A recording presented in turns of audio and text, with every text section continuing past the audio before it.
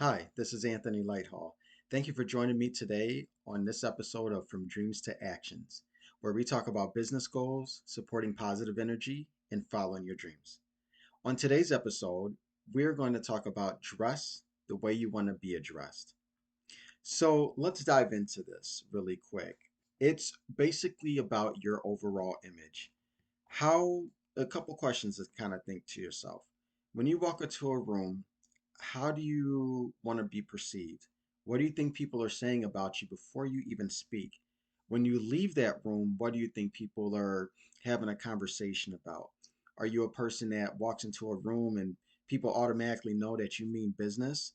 Or are you someone who doesn't seem like you really cared about the meeting or cared about your overall appearance and just kind of came in there like you just woke up and rolled out of bed?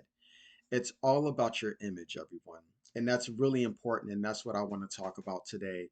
As I said with the episode, dress the way you want to be addressed. Because the way you dress is how people are going to address you when they see you and when they talk to you.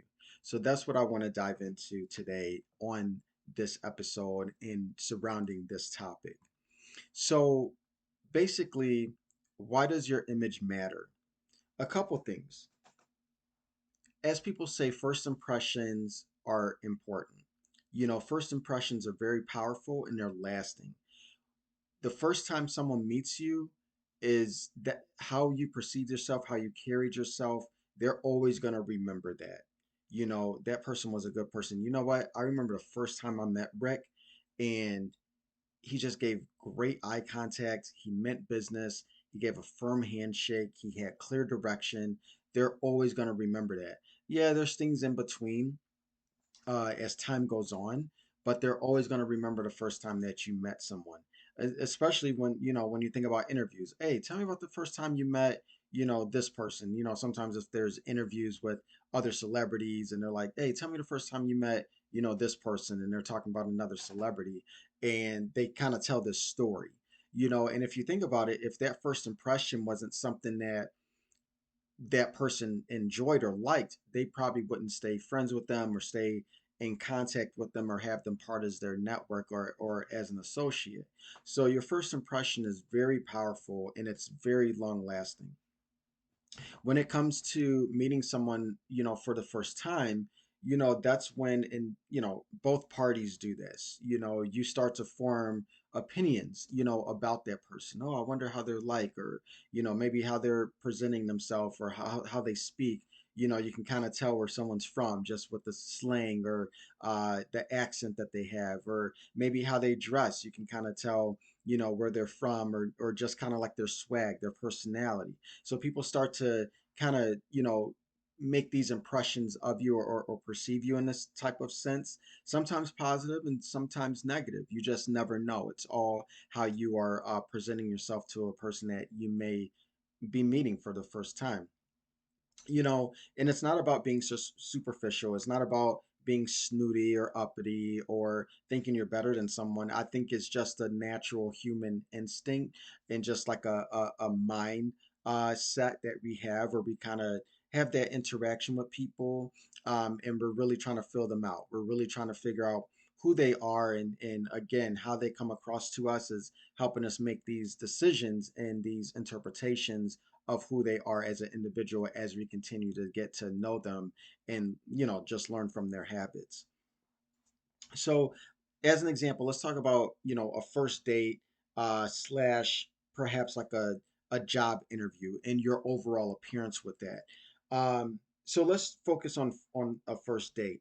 So this could be a blind date. Your friends are hooking you up. Your girls are hooking you up with somebody.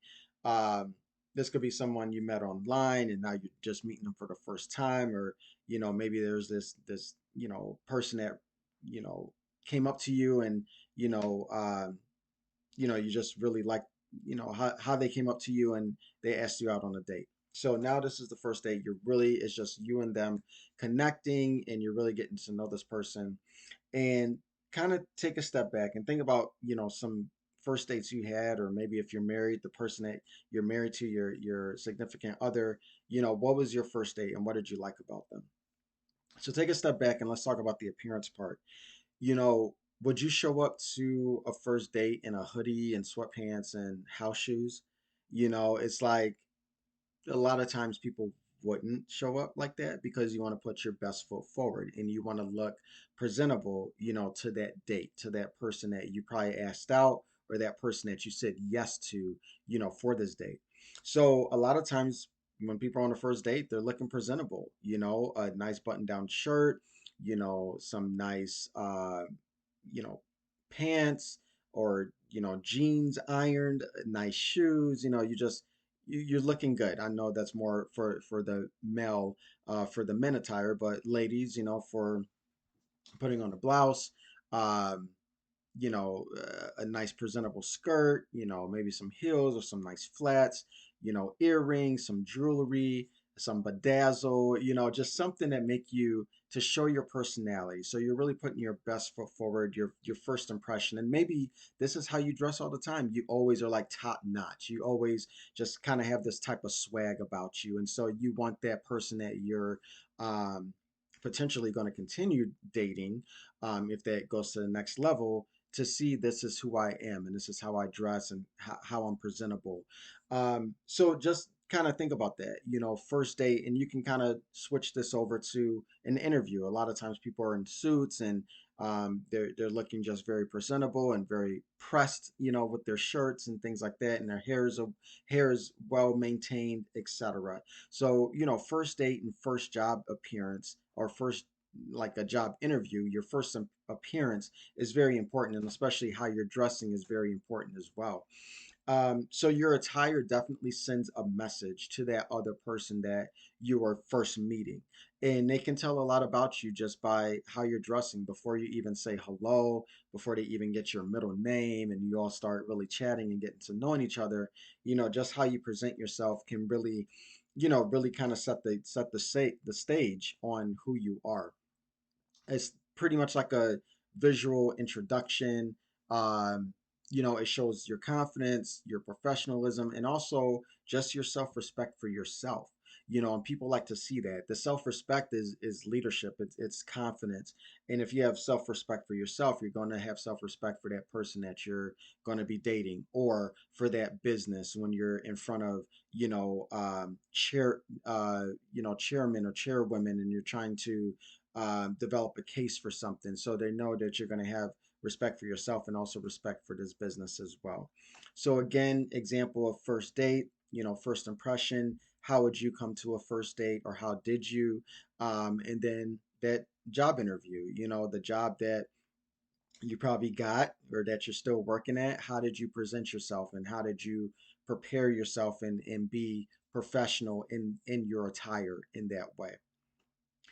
Let me give you an example going back into job interview, and this is an example I'm sharing that happened with me. So I was in a transition from working. I was young. I was like, I think I was like 19. Yeah, probably like 19, 20. And I was transitioning from working in retail, in a retail store, and then getting like an entry level job, actually being a bank teller. And so I went for the interview. Long story short, I came there.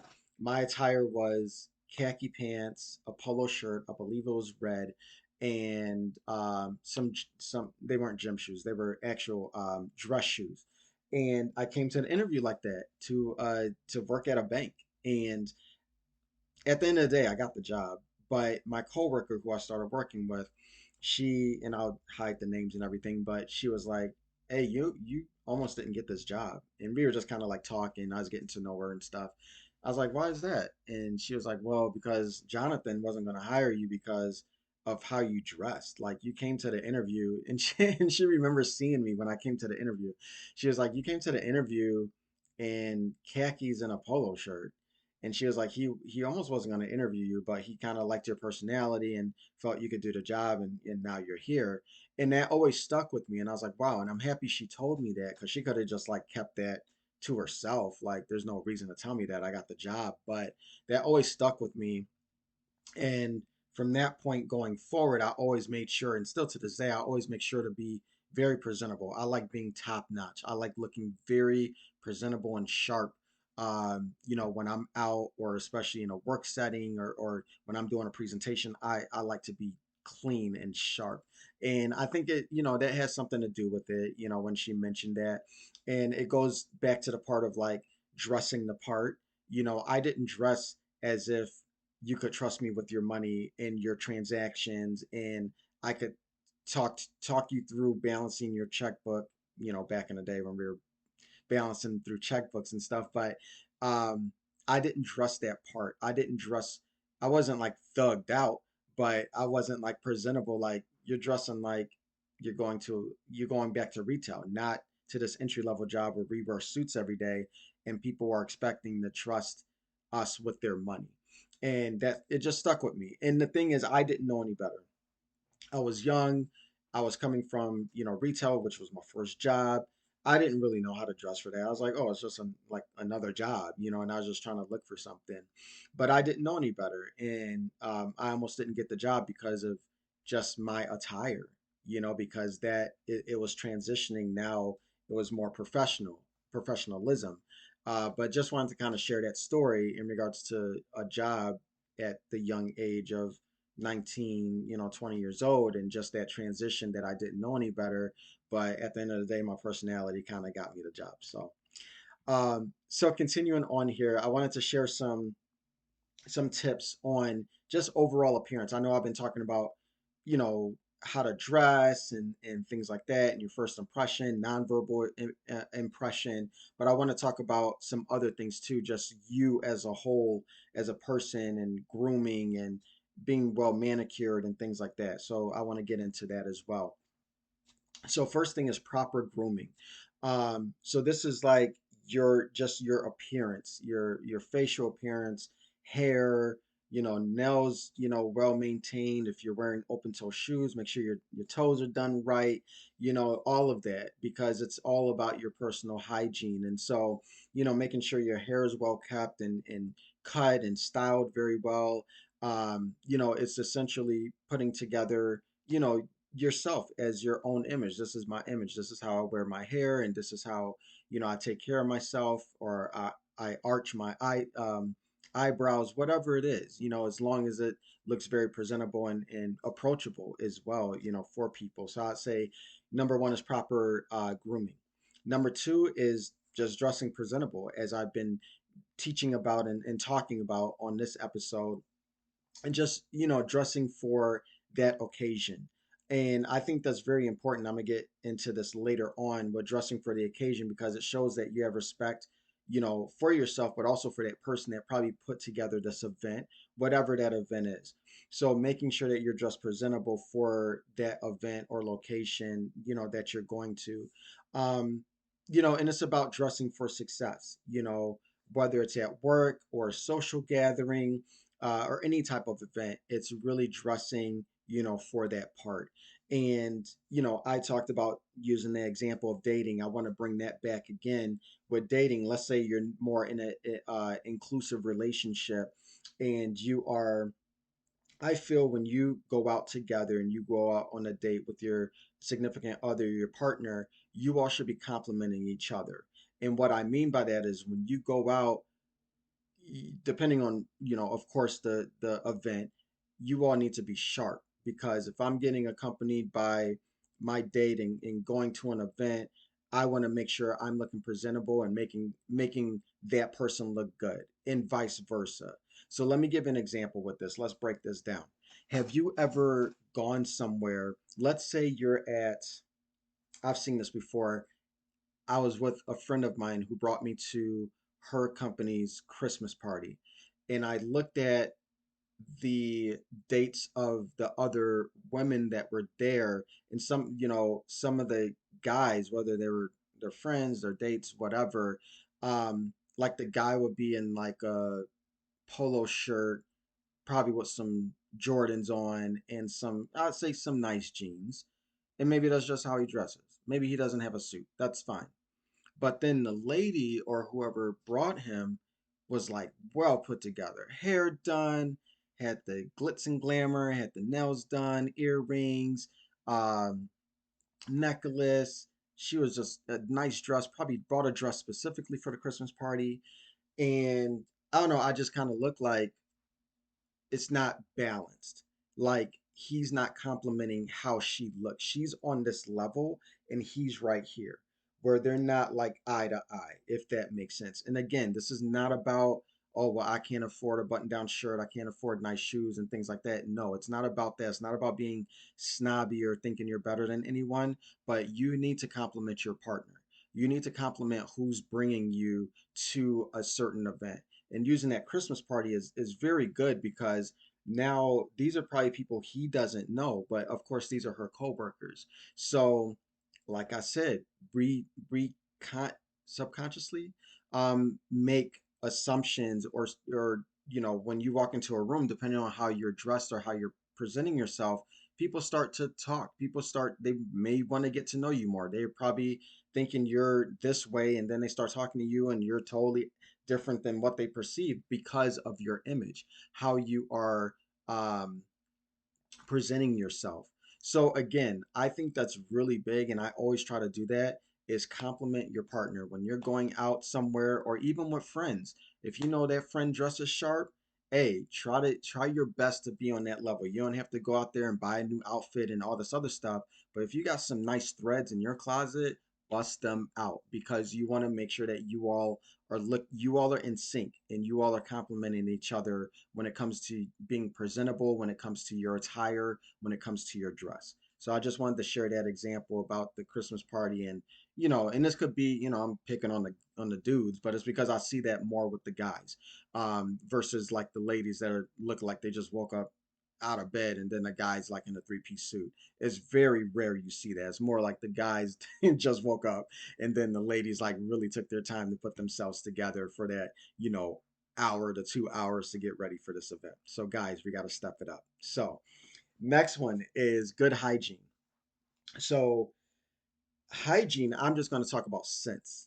So there's odors, there's something called an odor, and there's something called a scent. An odor, that's not good. You don't want to have an odor. You don't want to go into a room where you leave the room and people are like, did you smell what they smell like? Like, no, that's an odor.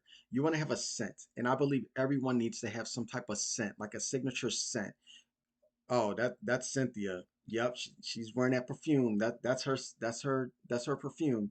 Or, oh, that's Jake. He's always wearing that cologne. I know Jake's coming.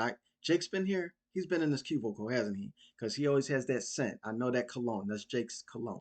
So you want to have a scent. You want to make sure you have a scent that is not overbearing, because you can sometimes, when I was young and experimenting with colognes, I put too much on and put it on my shirt. I didn't know certain pressure places to put certain scents on your body so that it wasn't overbearing and offensive.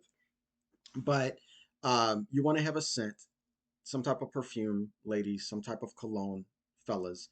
Um, and again, you don't want an overpowering word. That scent, which is smells really good on you, can be overpowering and offensive to someone who's smelling it because it's just too much. And people may have sensitive smells, just sinus, I guess, they could be sensitive to smells. But going back to the odor, you don't want to be that person that has the odor. You ever like talk to someone and you're in close quarters with them, and it's just like you gotta back up. Like you feel like your nose is like bleeding or your eyes are watering. It's one of those, it's like, God damn, like, oh my goodness, like that type of smell. You don't want to be that person, so make sure that you have some type of scent, experiment with different scents, because hey, you smelled a scent on Chris and he told you what cologne he has, you put it on yourself and it smells totally different. So because of certain body scents, and I guess just what your body, you know, sends off or whatever, it's going to smell different. So experiment with different scents and probably bring somebody along and be like, hey, does this smell good? Hey, what do you think about this? Is it masculine? Is it too feminine enough? Is it flirty? So have somebody, not just a salesperson, they're going to sell you anything, but bring somebody, with you to really smell those scents. And I would probably do, you know, opposite. If you want to attract ladies, bring a lady with you to smell the scent. If you want to attract a guy, bring a dude to, smell those scents with you. in that cologne or perfume. So check that out. So scent is very important. So that's just part of your overall hygiene. You should always have some type of body scent on you. Um, Next is posture and body language, and these are nonverbal. I'm gonna give an example with this when it comes to going back to an example with interviewing, but posture and body language is so nonverbal because you don't have to speak to slouch down or to be on your phone and look like you're not engaged or not to have eye contact. You're on a date and you're looking at the other girl that just walked in, with that nice dress on. It's like it's all body language and people pay attention to that. And good body language really shows a couple of things, when you're standing tall, when you have good eye contact, a nice warm smile, all of that, breaks down like being welcoming, being approachable, showing confidence. Looks like this person's a leader, someone who is holds themselves accountable and takes their time, to really have this poise about themselves. So body language and posture, all of that, it plays a key role. So really be conscious of that. I think sometimes we get relaxed or sometimes we don't have that eye contact that we need to. Maybe we're shy. Maybe it's something you just need to work on, which is perfectly fine. But if you can identify it, it's something you can work on. So body language and posture, really, really focus on that as well when it comes to you presenting yourself. So here's the example. This is going back to interviewing. Um, I would interview people. I work in human resources, and so I would interview people, in the office, in person, and I pay attention a lot to nonverbal cues. I pay attention to body language, your posture, especially depending on what type of position it is, depending on who you're going to be reporting to or what direct reports you may have. Depending on that job, I'm really looking at, can this person not just do the job, but are they a good fit, for that position, or what have you. So nonverbal cues. So with interviewing certain people, I look at if you're very comfortable or too comfortable, I should say. I want you to be comfortable. You don't have to be so, robotic. But sometimes people are too comfortable where you're hanging out, kicking it with me on the couch. And it's like, no, you're still at a job interview. There's still a level of professionalism here. Maybe you're chewing your gum. Maybe you are very fidgety and nervous because I'm asking you a question and you're probably lying, during those different ticks that you're doing or fidgeting or trying to come up with an answer and you're not giving eye contact. So a lot of those things I would look at and evaluate while I am interviewing and asking certain questions. But again, that goes back to nonverbal cues of body language and also your posture as well. That really shows that you have the confidence, to do that job, and you can definitely you have respect for yourself, which in turn you're going to have respect for others. The next thing and the last thing here I wanted to share was uh, being mindful of your surroundings. Now, I kind of mentioned this in the beginning with some of these. I gave that example about the Christmas party. So that's a process.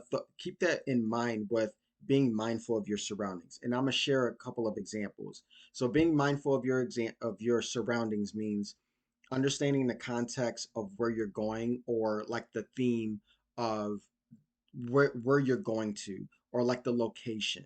So let me break it down. A networking event versus a baseball game. Networking event, hey, it might be a company networking event. There's other people coming in from different companies.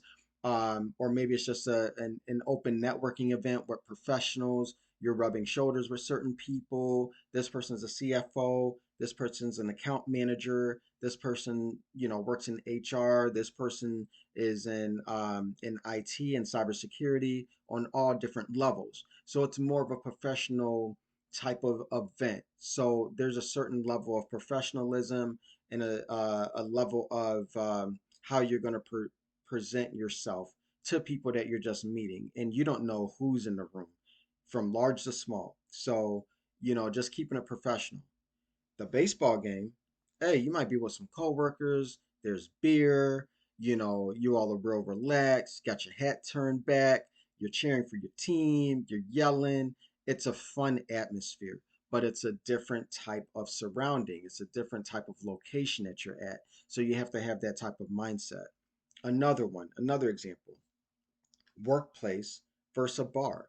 So at the workplace, I don't care if you're in manufacturing, I don't care if you are a custodian, I don't care if you are in a high rise in New York. There's still a level of professionalism when you're at the workplace. So you need to act a certain way around people, around coworkers, around your managers, etc. Versus at a bar, hey, there's no coworkers there. You're trying to talk to the girl across the bar. You see the cute guy over there, you're with your friends, you all are talking guy talk. Hey, it's girls' night out. You're chilling, you're taking shots. It's a different atmosphere. You can loosen up a little bit more, a lot more at a bar. So, workplace versus bar, different mindset, different location. Last one I'll share with you, a ceremony versus a social gathering at someone's home. Ceremony, I'm giving an example. We can say again the Christmas party. We can say a wedding. We can say a 50th um, wedding anniversary, for someone, for a loved one. It's a different type of atmosphere, it's a different type of location, an event that's getting hosted versus a social gathering at someone's house. Maybe it's a Friendsgiving. Maybe it is, a holiday party and you're invited by a friend. So it's a little bit different, type of atmosphere and event, with, let's say, a ceremony, which is probably a little bit more uh, formal versus a social gathering at someone's house, depending on that event or that theme that they are that they have put together and promoted, for that event. So just kind of keep that in mind. I want to share those examples because they are opposite, but it's a different type of mindset that you have to have when you're in a different type of surrounding. So there is a time to be comfortable. I'm not saying you need to always be uptight and wearing button-down shirts and always have a nice blouse and having stockings and wearing 4-inch heels, 6-inch heels. No, no, no. It's not about that. It's it's about a time to be comfortable when you're in your pajamas, when you're just at home and you're in your house shoes or slippers. And then there's a time when you need to be formal. You got to step it up a little bit. If you don't have a suit, go out and buy one. Go to the thrift store. Start small and then start going to, bigger stores and finding those suits. If you don't have nice, high heels, start maybe borrow some from someone or buy some off of your friends who aren't wearing them and they have this whole closet full of shoes. Just start small. Just start building that attire where if you are going to be in more formal type of settings where you are ready, to present yourself in that way and dress the way you want to be addressed and adapting to those surroundings and showing consideration, for others and especially within different social dynamics. So overall, I always like to tell people you want to be a chameleon. You want to be a chameleon. You want to be at the ball game and hang out with the boys, or you want to go to a networking event and rub shoulders with a CEO of a new startup. You want to talk, to somebody who's a director in IT, but you also want to go to that Friendsgiving where there's another friend there and you all have a favorite sports team. So be a chameleon. Know how to kind of navigate, through different events, through different locations and surroundings. Get out. That's again getting out of your comfort zone, which I talk about quite a bit on this podcast, and I've done in previous episodes. But getting out of your comfort zone and really being able to navigate is really key here. So before we wrap up, a couple things I wanted to share. As we all have heard the term, dress for success or dress the part. Think about it in this way.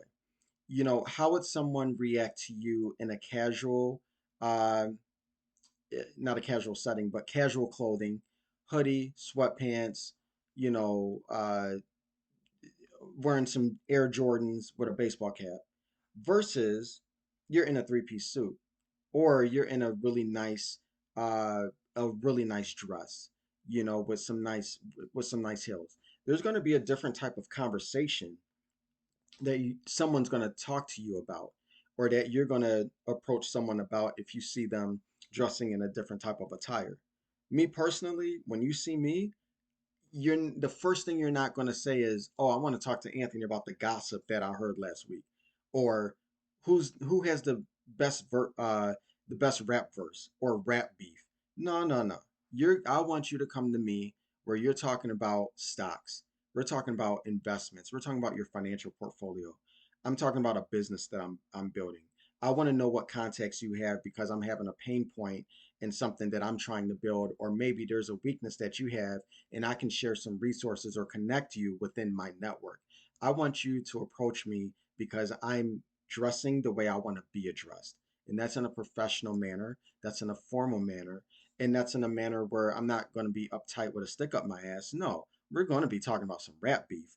But I want you to have that conversation with me where it's like, we can talk about a 401k, or should I invest in a Roth IRA or a traditional IRA, and knowing what those terms mean. So I want people to come correct. And if I do, I need to show that respect for myself. And that's how I'm going to direct.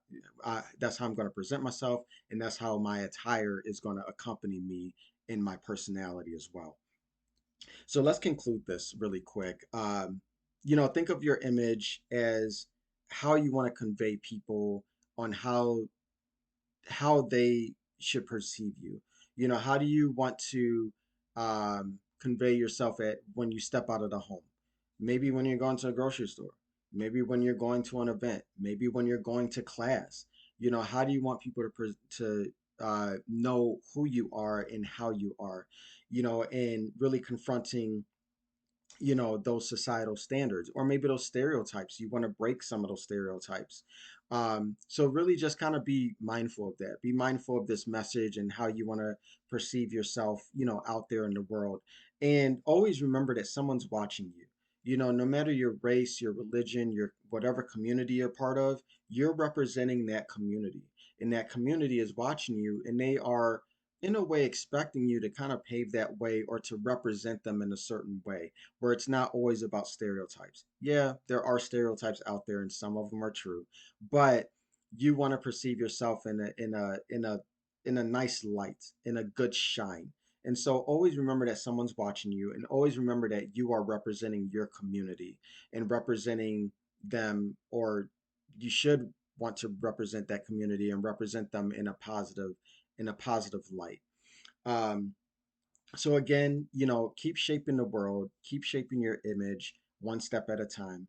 I hope that this was helpful. I appreciate you all rocking with me on this. I think it's so important, dress the way you want to be addressed. Always remember to like, share, subscribe, comment on this if you're watching on YouTube, and always remember to follow your dreams.